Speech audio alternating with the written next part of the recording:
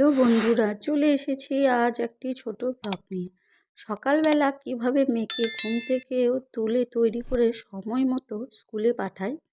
তো দেখো, এখানে আমি ওকে স্কুল ড্রেস পরিয়ে চুল বেঁধে ক্রিম মাখিয়ে রেডি করলাম। ছোট তো, সেই সকালে 5:30টায় ঘুম থেকে তুলে রেডি করতে একটু ঝিমঝিম করে।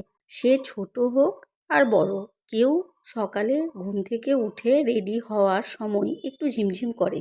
তারপরে ও খেয়ে যাওয়ার জন্য টিফিনের জন্য সকালবেলা কিছু রান্না করে নিলাম।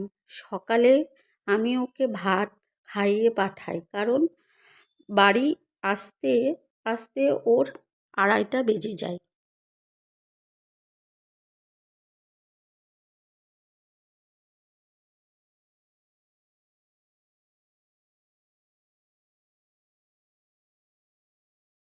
তারপর দেখো, মাসির সাথে গল্প করতে করতে খেয়ে নিল।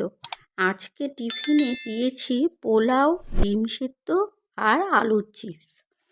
তারপর দিদুনের কাছ থেকে মোজা পরে ব্যাগ নিয়ে বেরিয়ে পড়ল স্কুলের জন্য। দেখো, ওর দাদান ওকে নিতে এসেছে গাড়িতে তুলে দেওয়ার জন্য।